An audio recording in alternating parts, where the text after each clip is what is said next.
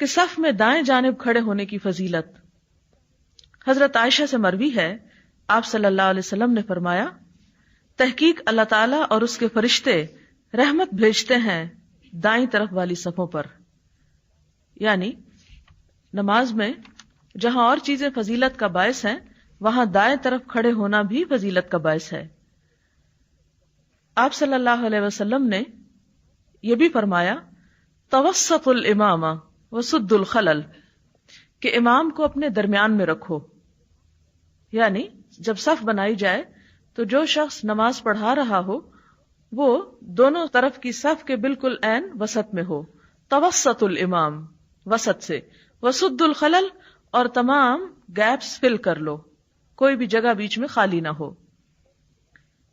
اس میں یہ ہے کہ مثال کے طور پر اگر کسی کا وضو نہیں رہا یا کسی بھی وجہ سے بیچ میں سے کوئی شخص کسی مجبوری کے تحت نکلا ہے، ویسے تو آپ کو معلوم ہے کہ جان بوجھ کے نماز توڑنا اور نماز چھوڑ کے صف توڑ کے نکلنا بہت بڑا گناہ ہے. لیکن اگر کسی کا وضو ہی نہیں رہا تو وہ وہاں کھڑے ہو کر کیا کرے گا؟ اسے تو نکلنا ہی ہے. تو ایسی صورت میں اگر وہ نکلتا ہے تو بیچ میں خلل نہیں ہونا چاہیے، یعنی اس گیپ کو فوراً فل کرنا چاہیے. اور اس کو فل کرنے کا طریقہ یہ ہے کہ امام کی طرف سرکا جائے. مثلاً اگر دائیں طرف سے کوئی شخص نکلا ہے تو اب یہ نہیں ہوگا کہ بائیں طرف والی ساری صف اس طرف کو چلے گی. امام اپنی جگہ پر کھڑا رہے گا اور امام ہی کو سینٹرل پلیس پہ رکھ کے جہاں سے خلل ہوا ہے اس طرف سے لوگ امام والی سائیڈ پر آنا شروع کر دیں. یعنی نماز میں ایک آدھ قدم چل کر اپنے رائٹ یا لیفٹ جدھر سے بھی خالی ہوئی ہے فوراً مل جانا چاہیے. اگر وہ جگہ خالی رہی تو یہ بھی نماز کے اندر خلل کا سبب ہوگا. اسی طرح اگر کسی شخص کو صف کے اندر جگہ نہیں ملی اور وہ پیچھے اکیلا ہے تو اکیلے نماز نہیں ہوتی.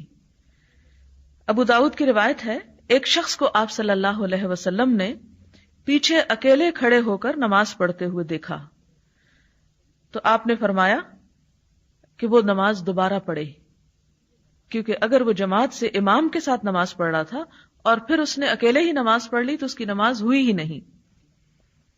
پھر اسی طرح صف بندی کے مراتب، کہ صف کس طرح بننی چاہیے. اس میں آپ صلی اللہ علیہ وسلم نے فرمایا، لِيَلِيَنِي مِنْكُمْ أُولُو الْأَحْلَامِ، چاہیے کہ ساتھ رہے میرے بالغ لوگ.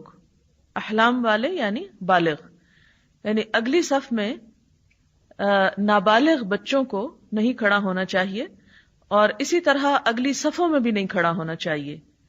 بچوں کی صفیں پیچھے ہونی چاہیے.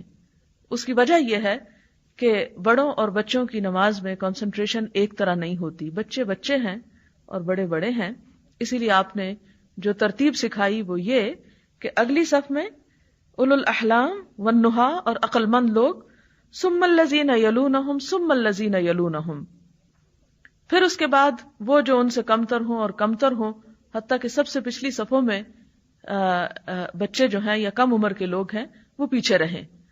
اور اس میں جو دو چیزیں بتائی گئی ہیں، ایک ہے اولو الاحلام اور والنہا. نہا کہتے ہیں عقل کو، یعنی جو علم کے اعتبار سے یا عقل کے اعتبار سے یا سمجھ بوجھ کے اعتبار سے جیسے جیسے مراتب ہیں ویسے ویسے صفیں بننی چاہیے.